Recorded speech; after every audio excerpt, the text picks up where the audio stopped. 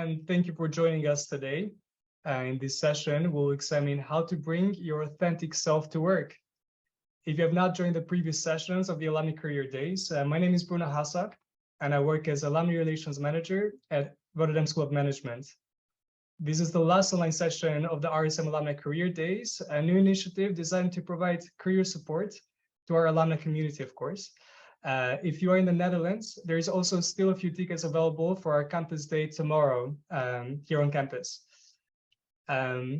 So let's do some housekeeping first. I'd like to let you know that this session is being recorded. And if you have any sort of questions during the presentation, we're using the Q&A box feature. You can also use the chat, of course. For this session, we have three great speakers, Yuli Kim, Tristan Lavender, and Jeren Chivanier, who will speak respectively about some of the potential challenges of disclosing your sexual orientation, neurodivergency, or ethnic background in the workplace, and also ways to overcome them. So each speaker will have 10 to 15 minutes of a presentation, and then we'll follow with a short Q&A for any questions. We'll also have a general Q&A at the end of this whole session, but of course you're advised to share any questions you might have at any point. And now, without further ado, we'll start with Yuli Kim. Thanks, Bruno. Everybody can hear me okay? Perfect. Yes. All right. So there are 8 sections, boxes, not because I chose one, but that there were 8 to begin with. So I was lazy to change it, but I'll be very quick, and I want to allocate more time in Q&A. So I'm going to introduce myself and what I do, and probably why I end up doing what I do. And LGBTIQ plus inclusion in the workplace, and then today's reality and allyship, and a little bit of advice of in terms of like, if you're from the LGBTIQ plus community, what you can do, but also if you're in the position to shift culture in the organization, what can you do as a leader? So here we go. Who am I? I'm Yuli Kim. I'm a program development director at Workplace Pride. I'm also a founder of Inclusion Sensei. It's my consultancy around workplace inclusion.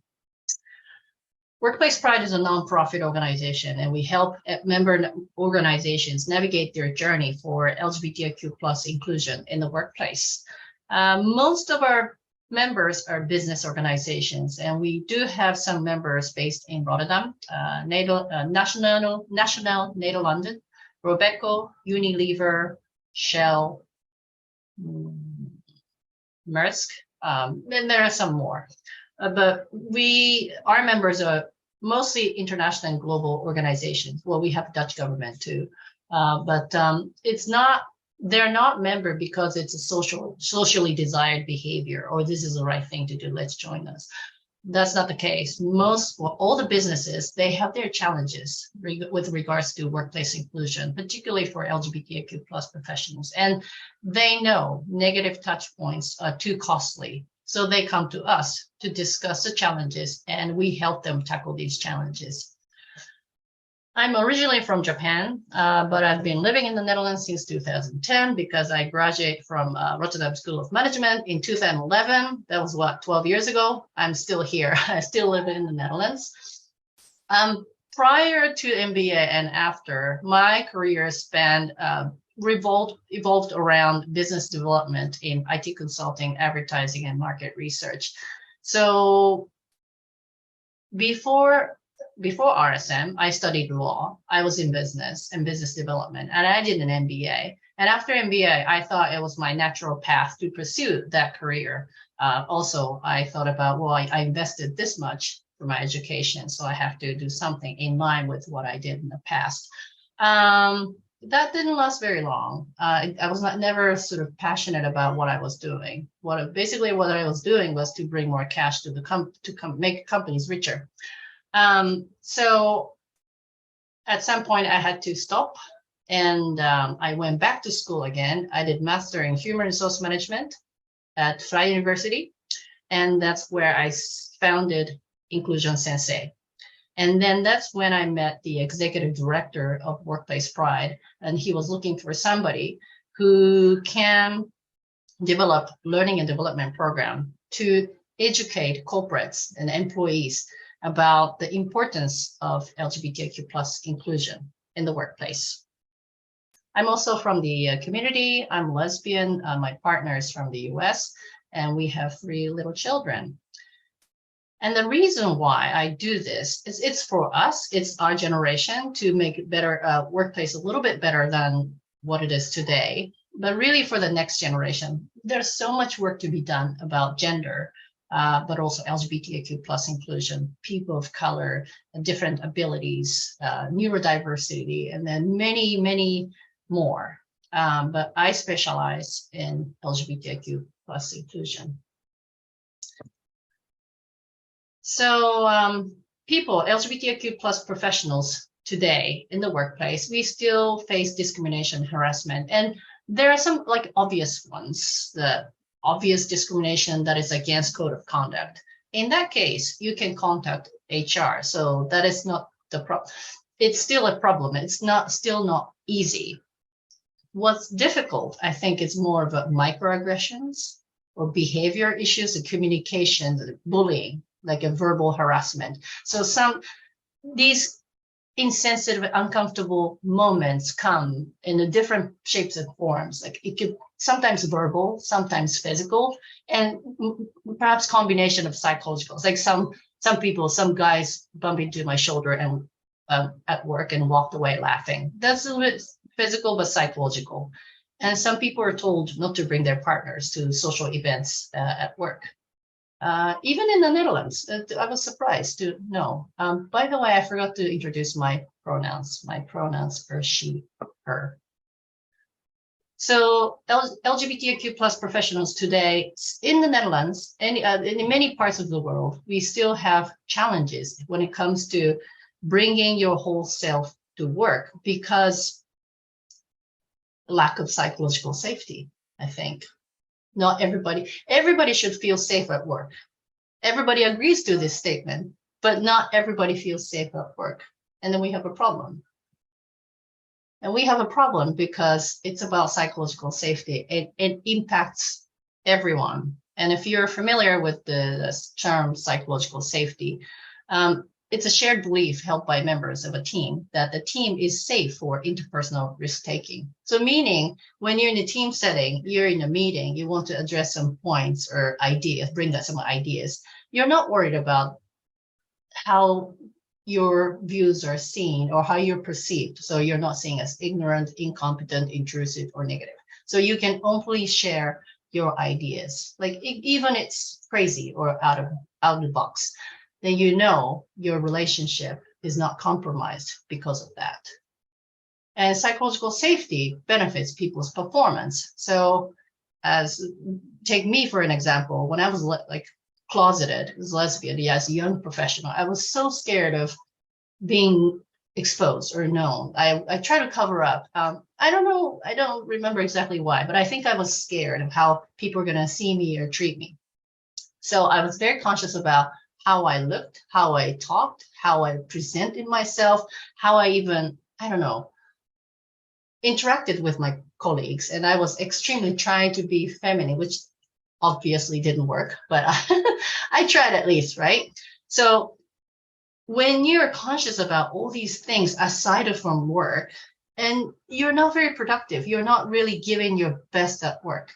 So psychologically safe environment where you can be yourself, you can bring your whole self. Many studies indicate that your people are more productive, more innovative, and more engaged in building positive relationship with their colleagues. These are building blocks for an organizations to realize competitive advantage because people are actually focusing on their tasks, not other things. So at Workplace Pride, we talk about psychological safety and how integral, how business imperative to have to in an inclusive environment. When you don't have psychological safety, you can't be inclusive because people are too scared to be themselves, right? So we do talk about LGBTQ plus inclusion, but we talk about like this impacts everybody, not just LGBTQ plus professionals. And that's why everybody should come together on this topic. So that's when allyship comes, and allyships are supportive advocates for LGBTIQ plus communities through their activism, involvement, or the nature to speak out against oppression or inequality. So I'm okay with gay people. That's not an ally. That's not allyship. Like this, I'm not racist is different from I'm anti-racism. There's a huge gap in between, and it's a journey. Nobody suddenly becoming an ally and like, yes, let's talk about LGBTQ plus inclusion. People need to understand the why this is relevant for you. If you're not an LGBTQ plus person, if you're not gay, then I'm straight, I'm cis, and I'm totally fine with my workplace. So thus, I don't care about LGBTQ plus inclusion. And that's a bit short-sighted. So I want to go back to this psychological safety and why this is relevant in your workplace. And I want people to start considering becoming an ally, becoming that person who can speak up when they see something insensitive or inappropriate for their LGBTQ plus colleagues. So maybe some of you are from the community, maybe some of you are not. Doesn't matter whether you're from the community or not. It's really important for us to raise voice when we see something, when we catch something, because culture itself in an organization is not going to change. Hope is not a strategy. People change culture. Only people can change culture, and policies are there as a sort of baseline. Your personal characteristics are protected, such as ethnicity, gender, age, educational background, socioeconomic background, all these things. That's a baseline. Without that, we don't have what do we have? So policy needs to be in place, but people practice policy. So everybody, I'm hoping that everybody will join the journey, at least the members that I talk to at Workplace Pride. So I want to shift a little bit of a talk to the recruitment, or perhaps getting a job at a company. And we have 120 members at Workplace Pride. And these are some of the examples, like the members that I work with: PwC, Unilever, and what else? Microsoft, Reckitt, JM Johnson Matthey, ISS, many. And if you're a person from the community and looking for a job, I would say be selective. You might think you're not in a position to pick and choose, but you can at least select which companies to apply for, right? So there are many signals that you can find through their company website or hiring manager's LinkedIn profile. Do they have gender pronouns, or do they celebrate pride, or not just celebrate and then change the logo, but do they take initiatives? Do they allocate budgets and resources on this topic? There are many things that you can find on the website and the people who already work there. And I think RSM is a great community where you can connect and find those people who are in those companies. And maybe alumni office can help you connect them. I don't want to overpromise, but hey, this is what So, what's in it for you? I don't know. Maybe you're from the community and looking for a job right now, or you're not from the community and wanting to more diverse talents. I don't know what it is for you when it comes to LGBTIQ plus inclusion, or bringing your whole self to work in the context of workplace. However that is, I want you to start thinking about, like, connect the dots of the why, or I don't know if this matters to you, but why does this matter to me? Why is this relevant for you?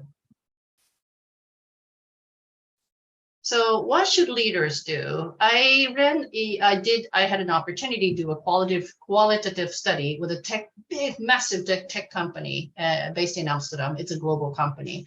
And I did stakeholder interviews.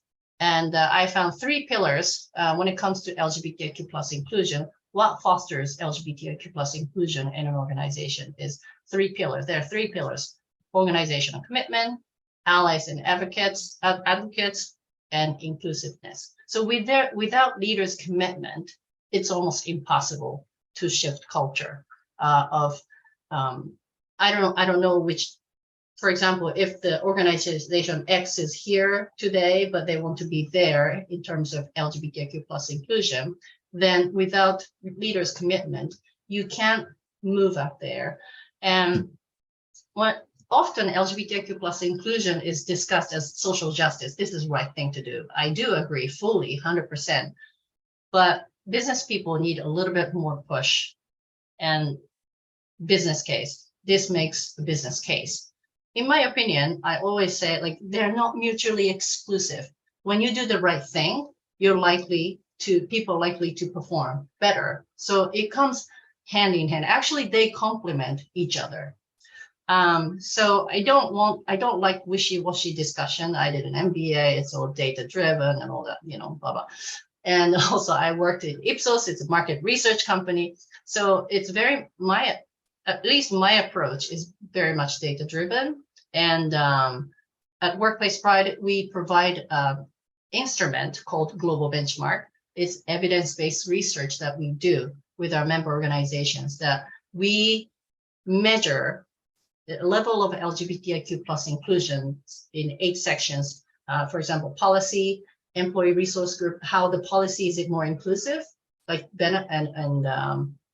employee resource group, how it's structured. Do they have budget? Do they have missions? Do they have roles? Do they have like a communication path with leaders so that they can advise leaders what to do about the policy, for example? So that's connected. Benefits, employee benefits. Are benefits inclusive for more diverse families, like adoption, surrogacy, et cetera, et cetera. So I'm not going to bore you with the explanation of the instrument, but it's important for different stakeholders to be on the same page. And to get there, we need data. And with data, we can show this is where you are today, but this is where you can be. And this is what you can do to improve these 8 sections. That's our approach. That's how we help leaders and employees and employee resource groups, people at the Rainbow Pride groups. Employee resource groups. So what can you do? I don't know if you're a recruiter or you're trying to get a job or you're just simply interested in this topic, which is great. There are some questions. So general questions: is LGBTIQ plus inclusion relevant to you? If so, why? And I don't have the answer, but I want you to start thinking like, okay, it sounds important. A lot of companies are doing this. They're not doing it for rainbow washing. And most companies are trying to, employer branding, and also they want to attract diverse talents. It might appear to be pinkwashing, but when you know people, internal people, they make countless effort to move the needle of this topic. And it takes such an effort and resources to move HR and leaders to change the logo, etc. But I think it's a result of the countless effort, I think. So companies are not doing this just for a show. It's too risky for any organization to do this just for a show, but they're doing it for business reasons. They want to hire diverse talent. Some companies come to us and saying like, we want to hire LGBTQ plus professionals. Where do we find them? We need more of them. So what information do you need to make a sound decision about your future employer? So that's when I said like selective. You have to be selective. You have to maybe cast a wider net a little bit, but at least try to get to know the organization before you enter. Because you might get an interview and then you start working, but maybe you find out that this is not a great fit, or the culture is not a great fit. And often it's really difficult to know the actual culture of the company, but also the team that you're going to be working with in. So there's some limitation, but at least you can try to get as much information as possible. Another thing, so what would you do if you overhear an insensitive remark about LGBTQ plus people? This part is the allyship part. It's not always easy, but we can all use our superpower to make a better change in the workplace. We're all allies because without our voice, nothing's going to change. Okay, so the summary in terms of discussion, like the talk about, well, it's a career event. So I wanted to get a little bit of, I think, tips in terms of if you're an LGBTQ plus person, collect information, do your homework, and connect with other LGBTQ plus professionals to learn from their experience, perhaps maybe mistakes, but experiences. What worked, what didn't work. If you're a non-binary person, would you disclose that in an interview? Why and how? What's the relevance? So you will get great knowledge from people who have more experiences in the field. Okay, Bruno, that was it from me. And I'll stop sharing. If anybody has any questions, please ask away. I haven't seen any coming in. Thank you for that, Yuli. I found it very interesting. I have actually a question for you. So I have been struggling with something in terms of to what extent is it the responsibility of LGBTQI professionals to raise awareness in the company, and to what extent is it the commitment, as you put it, of the company itself to kind of educate itself and change that culture to make a more inclusive environment. I think it's probably like it should be both sides. Ideally, right? Both top down and bottom up. Yeah, but then the balance sometimes I struggle with. So I don't know if you have any sort of advice to what extent we have to like hold forward and drive that change, and to what extent.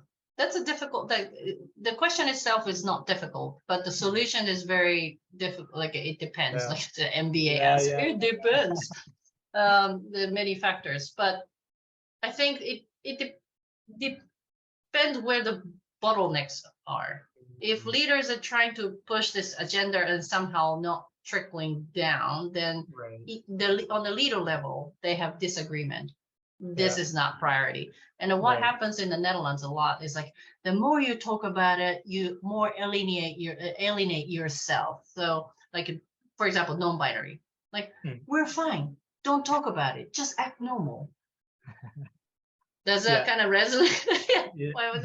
Yeah. So I'm not blaming. It's just a kind of a cultural, historical progression in terms of LGBTQ. The Netherlands is an amazing country, like to legalize same-sex marriage, but also it comes not from celebration, but tolerance.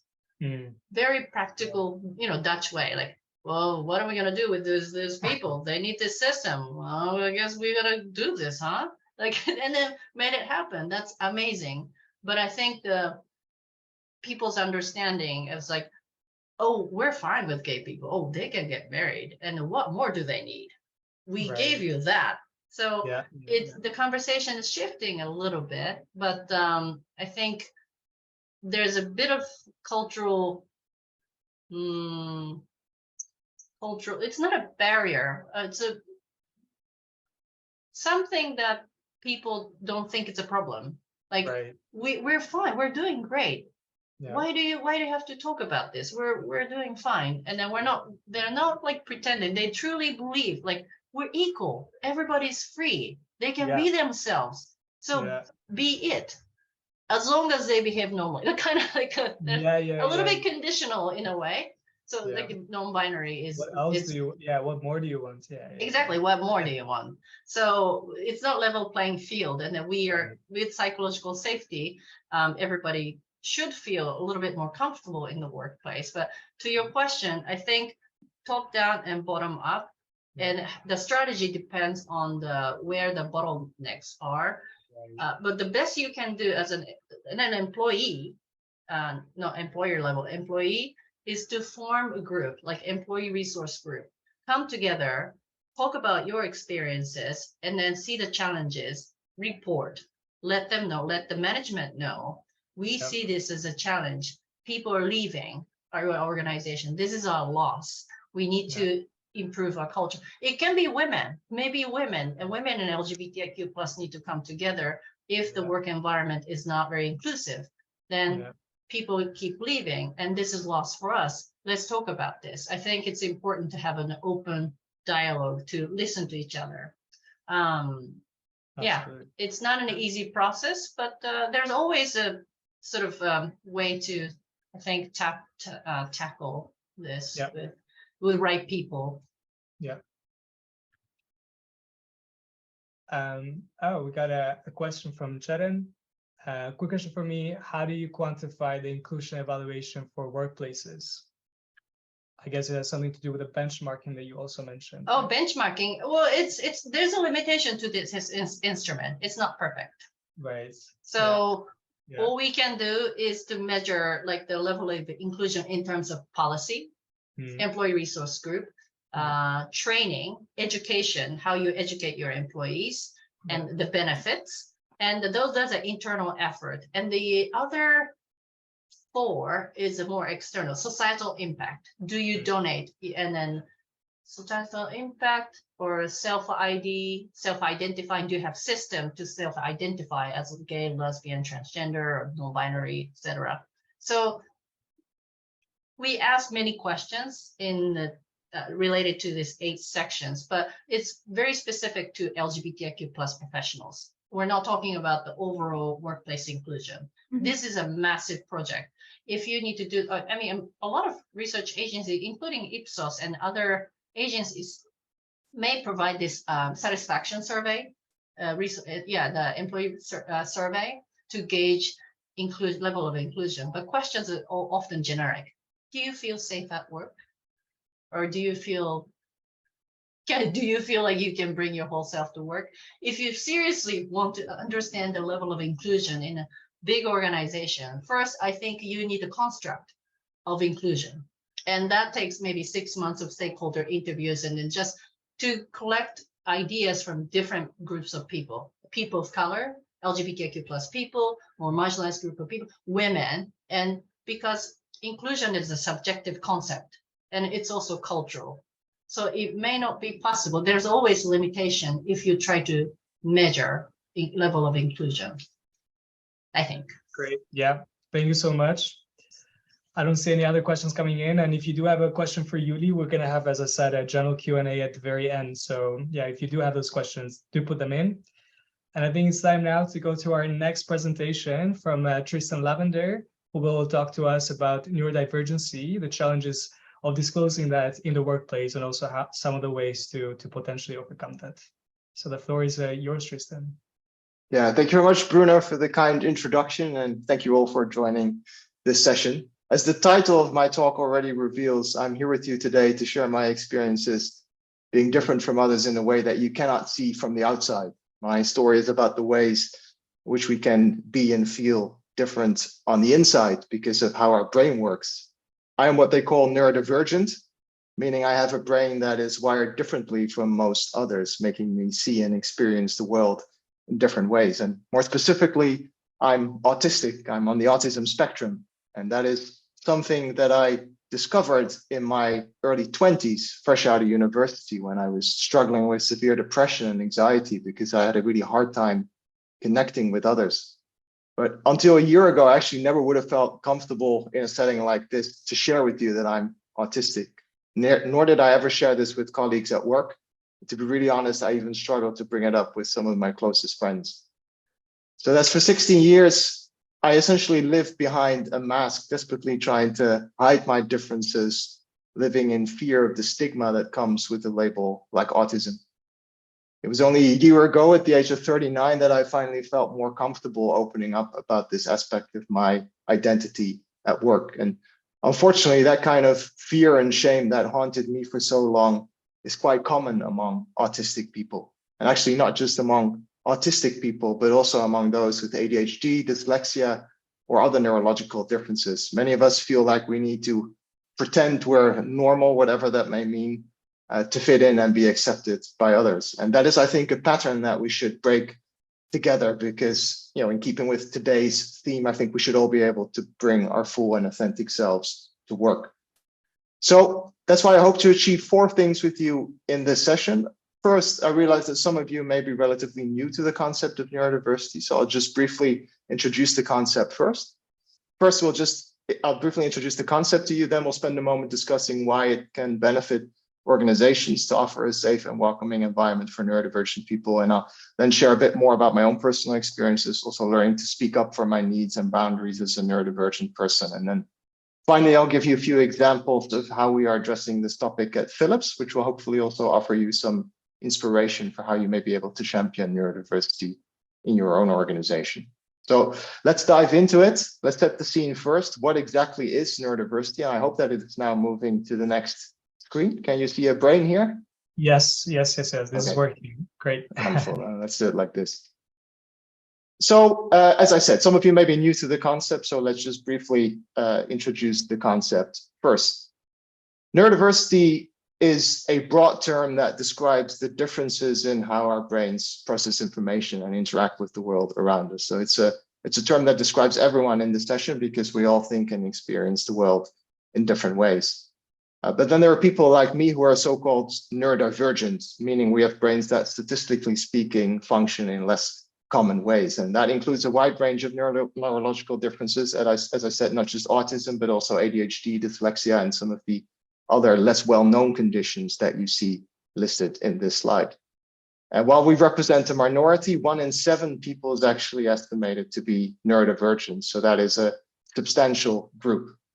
And I think that the problem is that historically, these labels have often been framed in very negative ways, defining people by what they lack. So if we take autism as an example, on the left, you can see some of the deficits that are typically associated with autism. And they can indeed be a real challenge for people. But if we take a more balanced perspective, there are also many positive qualities that tend to come with being autistic. So many autistic people, for example, have a strong attention to detail. They can focus on a task for a long period of time, and they can get so absorbed in a topic that they end up learning everything there is to know about the topic, which can be very helpful and valuable in many jobs. And personally, I would actually say that in my current work at Philips, I have to thank my autism for what I'm able to do, because as an editor, a lot comes down to picking up small errors in a text. And because I'm so detail oriented, I may spot small errors that others overlook.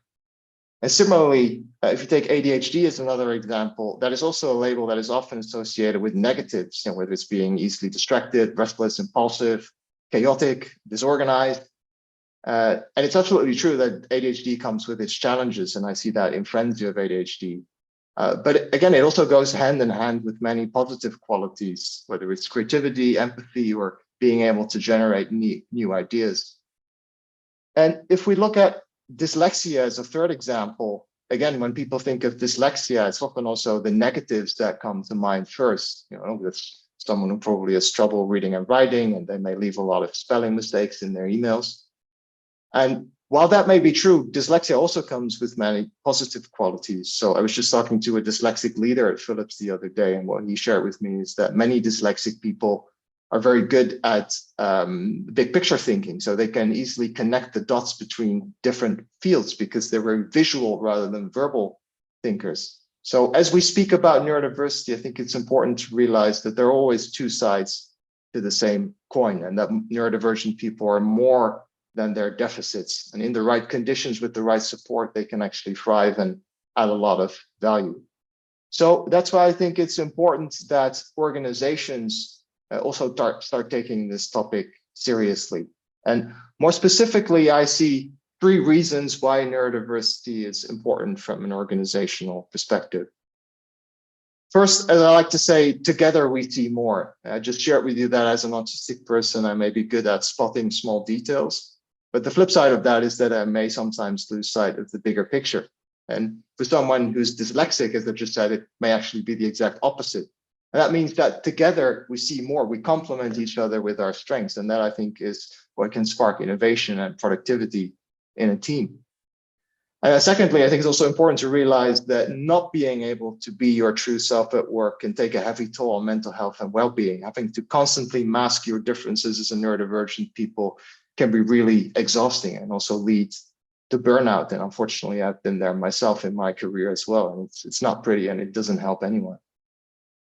And then thirdly, I think everyone also deserves equal career opportunities, including neurodivergent people. And what I'm hearing from a lot of autistic people at work, for example, is that they often get overlooked for leadership positions because they don't fit the prototype of someone who's socially outgoing. But I'll actually give you an example in a minute where you see that someone who's autistic can make for a great leader in the right context because they can bring a lot of structure and clarity to a team.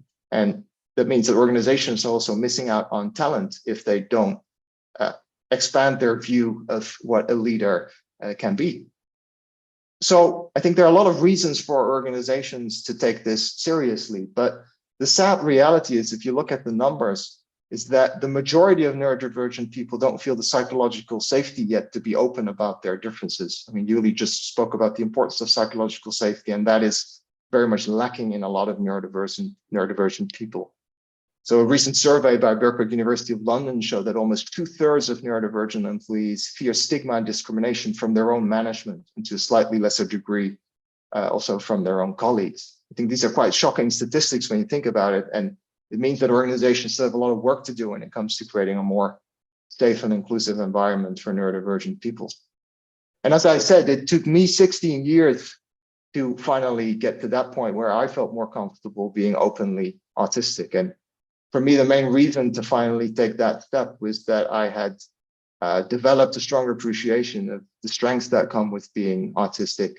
And having come to terms with my autism, I also wanted to be an advocate for others who are still struggling in silence today. And now that I've taken that step myself, a practical question that I get from neurodivergent people is often, how do you decide whether you share your diagnosis at work or not if you're neurodivergent?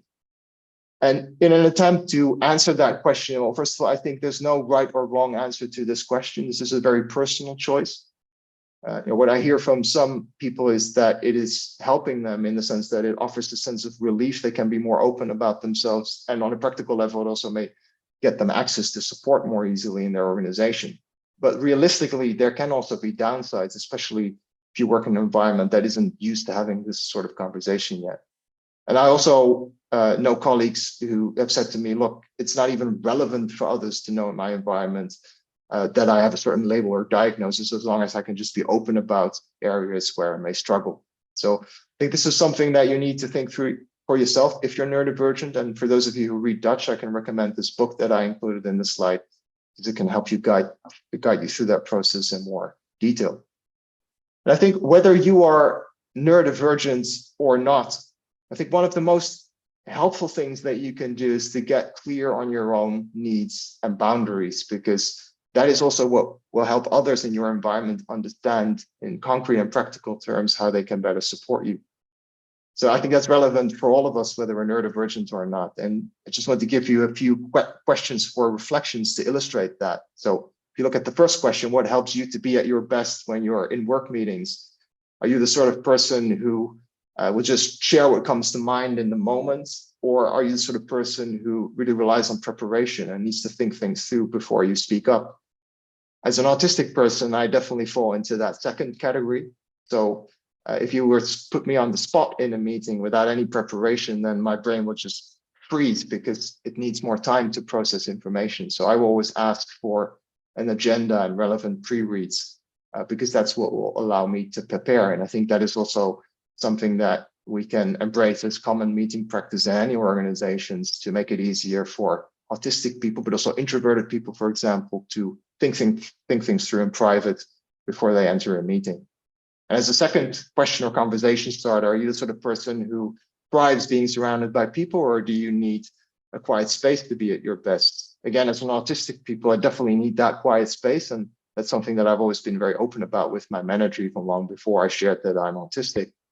So when I'm in an open office, and some of you may recognize this, like if I spend too much time in an open office, it's just my brain will shut down after a while because there's just too many stimuli coming in. And I then really need some time by myself in a focus room And that's why I also work from home a lot.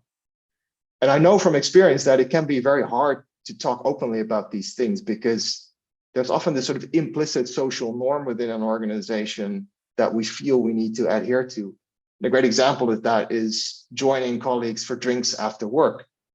For some, that is a fantastic opportunity to unwind and relax, but for others, that is actually quite draining. And for me as an autistic person, it used to leave me feeling exhausted the next day because just being at work with people all day long was already quite tiring for me. And it took me many years to get to this point where I felt more comfortable saying no, but it's exactly what I had to learn to avoid burning myself out. So I think the more we learn to have open conversations about these individual differences, respecting each other's needs and boundaries, the more we can all feel comfortable just being ourselves at work.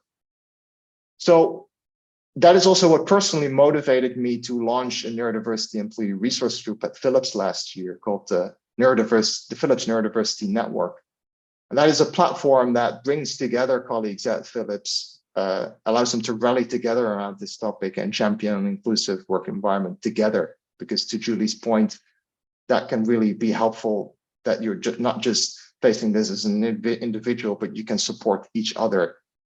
And this group actually started with me a year ago or so, posting on LinkedIn that I'm autistic. That was my coming out moment. And what then happened is that a lot of people within Philips started reaching out to me saying like, hey, I recognize elements in your story.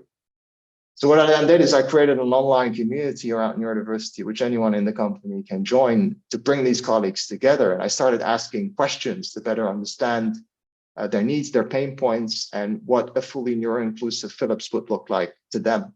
And that sparked a lot of valuable dialogue, which then also got the attention and interest of our inclusion and diversity team. And that is how our initiative got formally embedded as an employee resource group, meaning we now also have top-down support from inclusion and diversity, and also from executive sponsors, which is extremely helpful.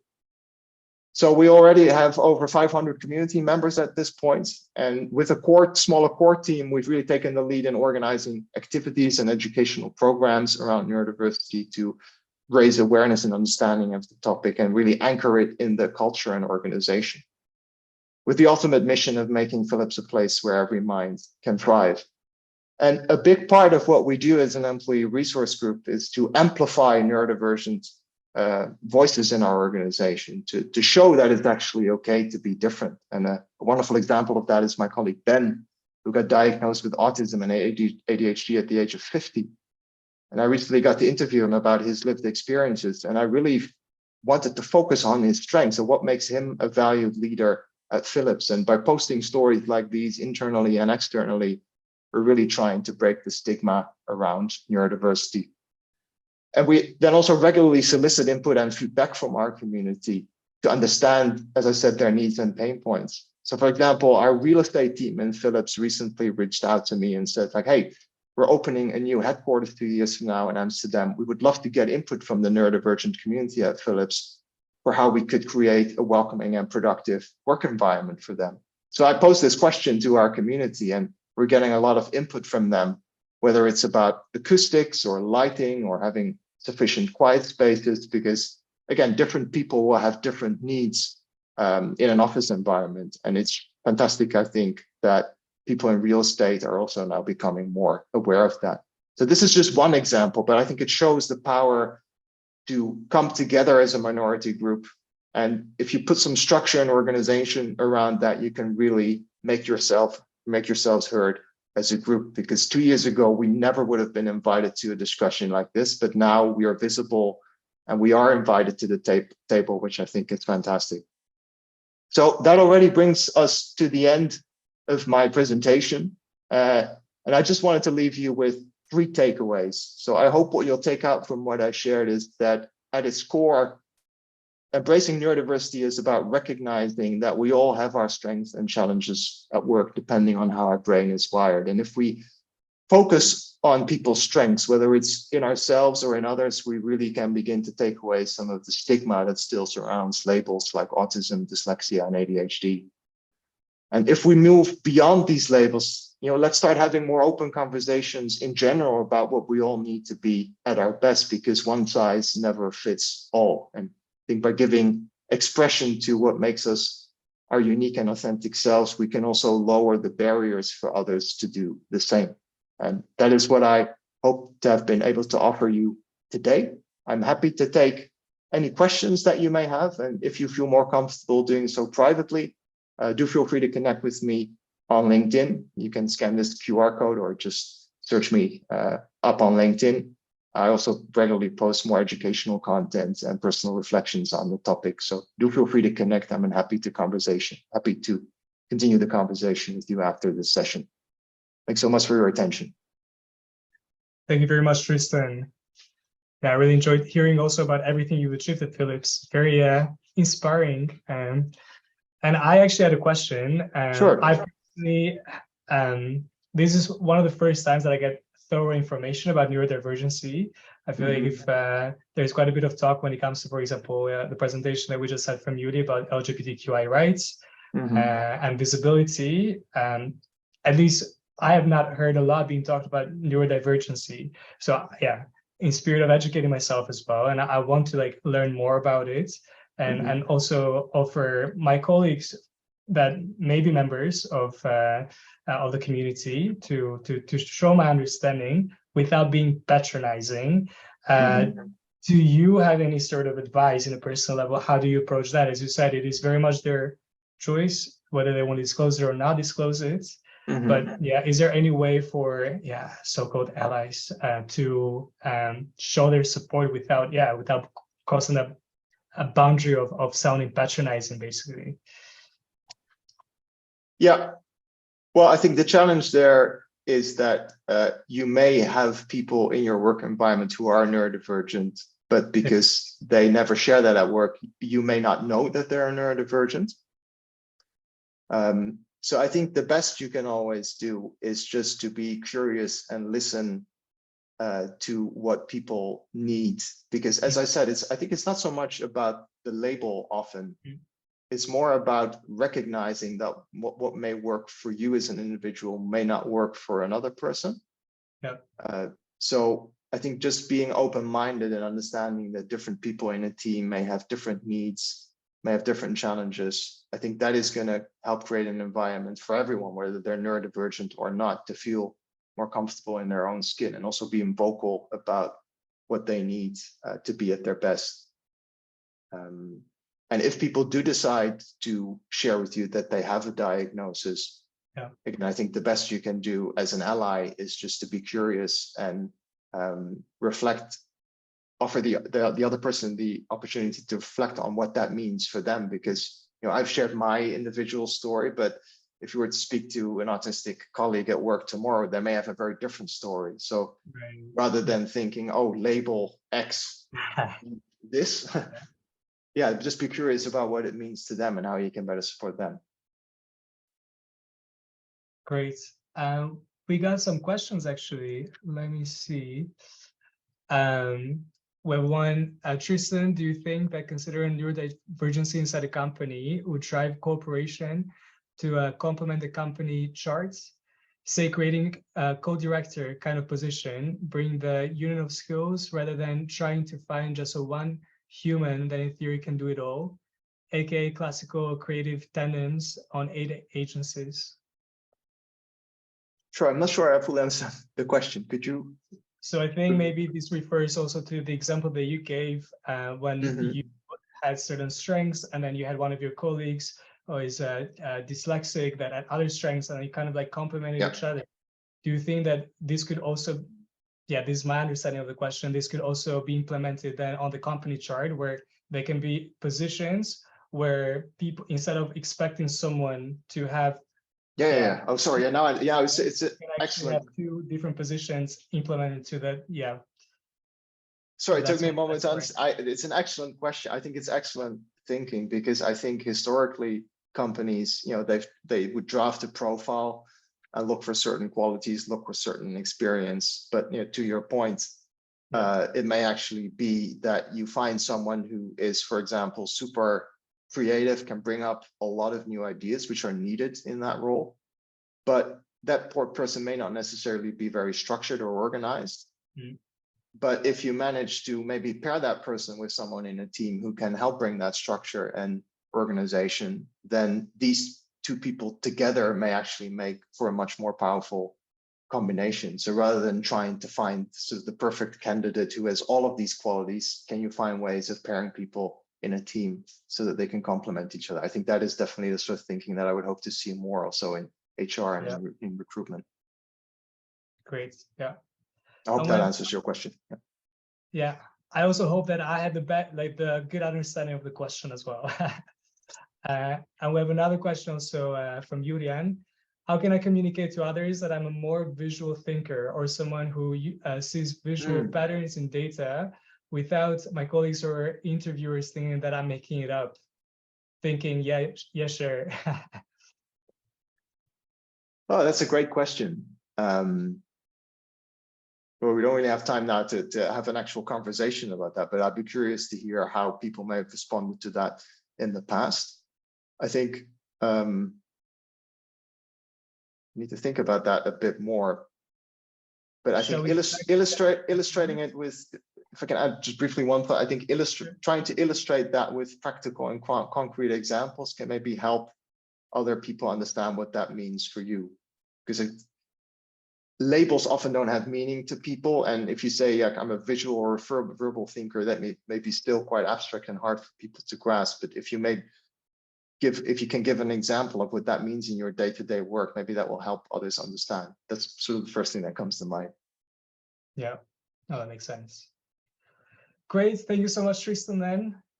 So then without further ado, we go to the last speaker for tonight, Chetan, who will tell us a bit more about, while disclosing also the ethnic background into the workplace. And we're all aware that there are certain ethnicities that have certain negative stereotypes associated to them, and that might come through also in the workplace, not in the best kind of way.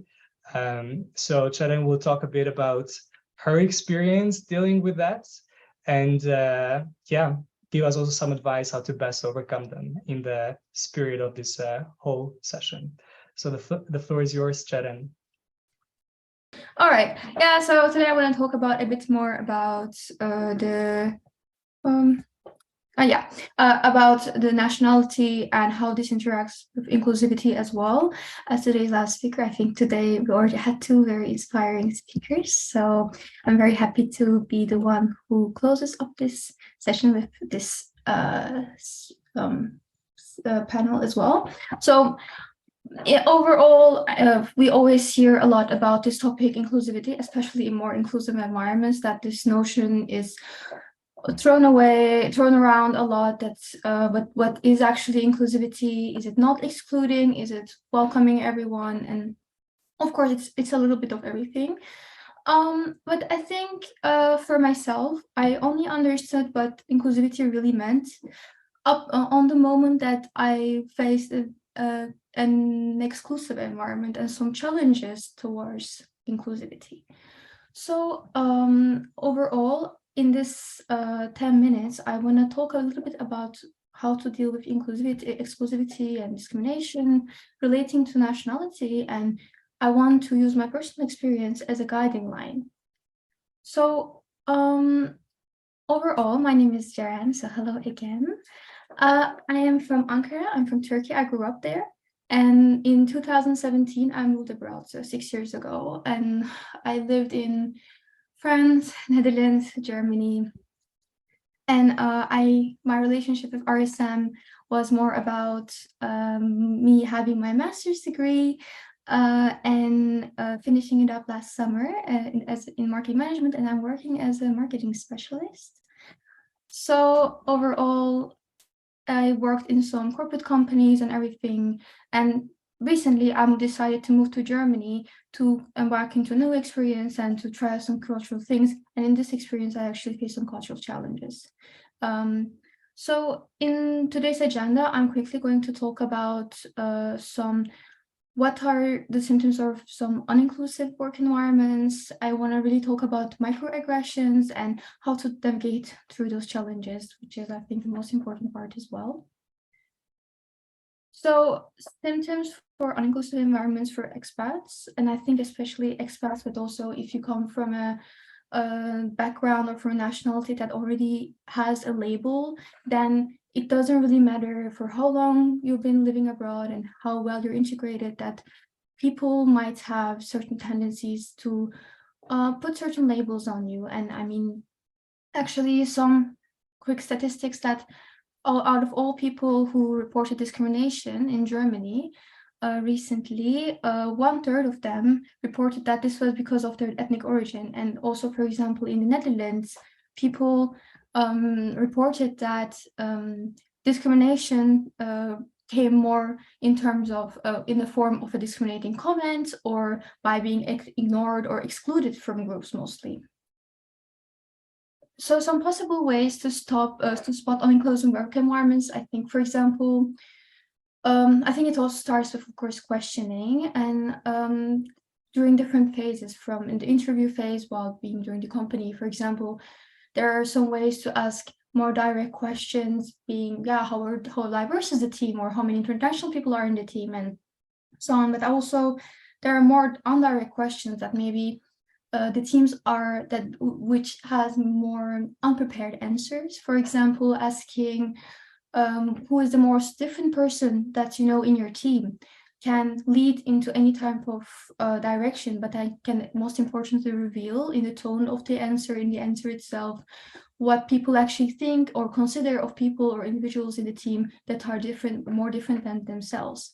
And I think it's also very important to question inclusivity practices that are already in place and the policies that are in place, because most companies already have zero tolerance to discrimination types of policies. However, these policies usually sometimes, in my experience, stayed in policies and don't always reflect to practices because they don't always have the mechanisms to support these policies.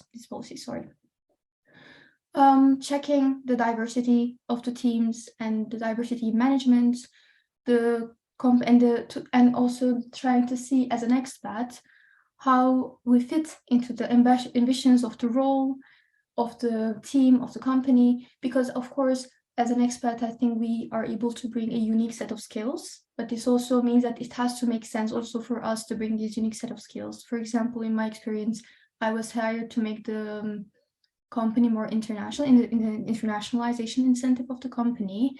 And my work was to also only work in English because I don't speak German. And in my experience, for example, the moment that I came into work, I realized it's actually not possible for me to work in English because all of the work was being done in German. And this suddenly created this huge language barrier. And this was the only incentive that was hiring me, was the only incentive that was being made in the efforts of internationalizing the company in the first place, at least in the broader picture so far. So sometimes companies, of course, have the willingness, but I think it's very important for everyone when getting into a company to consider if also this actually makes sense, because moving on. So these are some possible ways to spot them, and I want to also talk a little bit more about some red flags before diving a little bit deeper into microaggressions. So, of course, like I said, actually, lack of diversity in gender, background, etc., in management positions and in teams, work environments where people keep their identities or authentic selves outside of their office spaces, lack of clarity in work responsibility sometimes, and barriers to add value, meaning, for example, I was, in my personal experience, given a lot of work that didn't add value, or I was in work conversations. However, these conversations mostly happened in a language that I wouldn't understand. And therefore, it was only related to my specific tasks that I was being translated, the tasks were being translated to me. However, I couldn't add value in any other way because I wasn't a part of the bigger conversation at most of the times. So I think this is all not always, of course, consciously done, but these are also some practices that can make it so that, I mean, the workplace enables certain uninclusive behaviors, let's say. So yeah, quickly talking about microaggressions. I didn't know what this was, so I think it's very important to talk about it quickly. It's that microaggressions are very subtle signs, comments, sometimes remarks that imply a negative message towards someone's identity, and they often come from an unconscious bias. And there are ways to deal with them.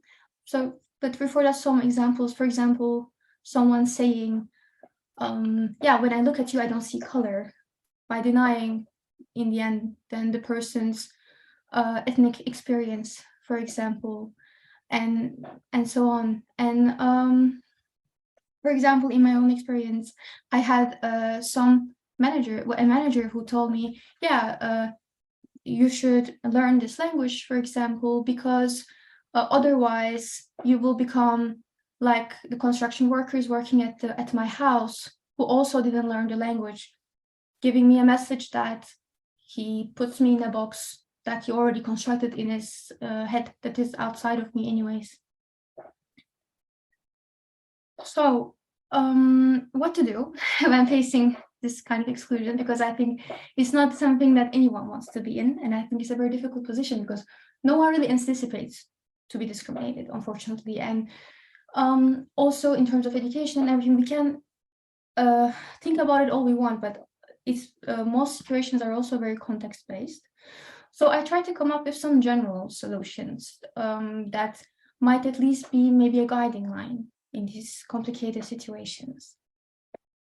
For example, what's the most important is to keep calm, of course, to not overreact, to not take impulsive decisions, because the most important thing is to protect oneself at the end of the day. And when one wants to take action, I think maybe it's important to find someone who is reliable as a point of contact, either inside or outside of the organization.